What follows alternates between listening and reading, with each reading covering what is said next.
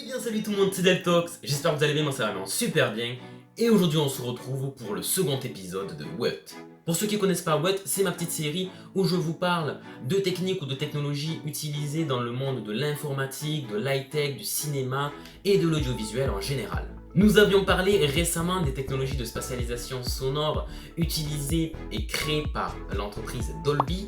Et bien désormais, on s'attaque à leurs concurrents qui sont tout simplement DTS. Allez, sans plus attendre, c'est parti. DTS, c'est une technologie de spatialisation sonore, comme je l'ai dit au début de la vidéo, qui a été créée au début des années 1990 et même plus précisément en 1992. Le DTS, qui est l'abréviation de Digital Theater System, ou en français Système de cinéma numérique, est la réponse de Steven Spielberg à George Lucas. Et il fut inauguré justement par Steven Spielberg en 1993 pour les besoins de son film Jurassic Park. Il est très proche du Dolby Digital avec un encodage en 5.1. Pour ceux qui n'auraient pas vu ma dernière vidéo, 5.1 c'est tout simplement 5 enceintes situées horizontalement de part et d'autre de vos oreilles, généralement 2 sur les côtés, 1 au milieu et 2 à l'arrière, accompagnées donc de la mention .1 pour le caisson de basse qui est situé, lui, généralement au milieu. Contrairement au Dolby Digital, le DTS ne compresse pas le son. Le son peut être disposé sur 1 à 8 canaux différents et indépendants, allant au niveau des débits de 192 kbps par seconde à 4096 kbps par seconde, soit un peu plus de 4 mégabits par seconde. C'est donc une technologie qui compresse très peu le son et qui sera donc vite adoptée par une large panoplie de réalisateurs voulant directement l'utiliser pour leur propre film. DTS sort alors une seconde version, le DTS Neo, et c'est donc l'équivalent du Dolby Digital X. C'est-à-dire qu'il crée un 6e canal central et à l'arrière en utilisant un procédé analogique qui utilise lui-même donc les 2 canaux déjà présents à l'arrière de la bande sonore. Et il va même un petit peu améliorer le son en poussant les fréquences jusqu'à 20 kHz, soit en théorie le son de fréquence maximale que l'oreille humaine peut entendre. Qui dit milieu des années 2000 dit optimisation des DVD d'une part et apparition du Blu-ray de l'autre. Dolby sort alors leur Dolby 3 HD et DTS leur DTS HD Master Audio. Le nom est un petit peu long.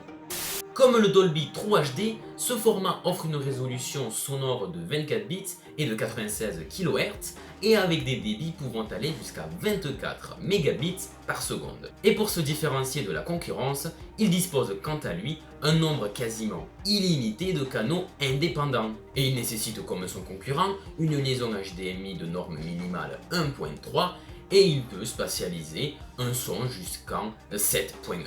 Donc jusqu'à 7 enceintes horizontale et un caisson de basse. C'est ensuite qu'au début des années 2010, DTS essaye totalement de se démarquer de Dolby en proposant une nouvelle expérience, le DTS Surround Sensation. Il permet un pseudo-son en 3 dimensions sur un casque audio par exemple, ou un système hi-fi comportant seulement 2 enceintes.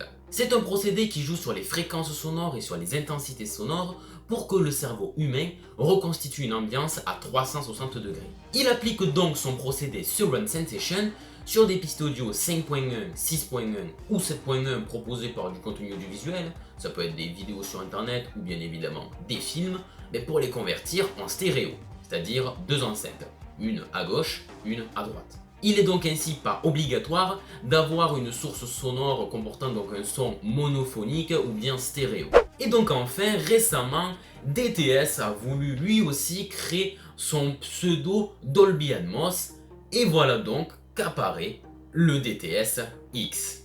Il ajoute lui aussi une dimension verticale au son et attribue une totale indépendance à ses canaux sonores. Il reprend les fondements de la précédente technologie de DTS, le DTS HD Master Audio, pour avoir un nombre de canaux illimité, mais par contre, les enceintes, que ce soit au cinéma comme à la maison, elles ne sont pas illimitées. Il faut donc un amplificateur sonore capable de décoder les informations nécessaires pour obtenir un son DTS:X depuis un système sonore déjà existant en 5.1.2, 5.1.4, 7.1.2, 7.1.4, 9.1.2 ou encore 9.1.4 comme lors du Dolby Atmos. Mais contrairement à son concurrent, il possède également la capacité de fonctionner sans enceinte, recréant un son vertical. Donc un système home cinéma ou hi-fi basique en 5.1 ou 7.1 par exemple. Mais bien évidemment, l'effet sera moins convaincant.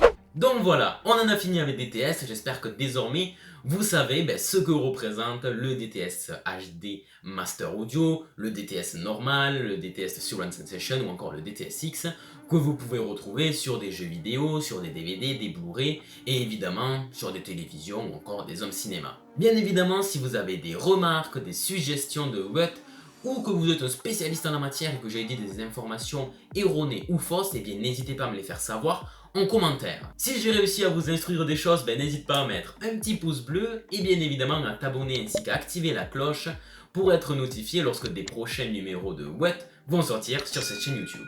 Sur ce, c'était Deltox, passez bien évidemment de très bonnes vacances et on se dit à très bientôt pour une prochaine vidéo. Allez, bye bye.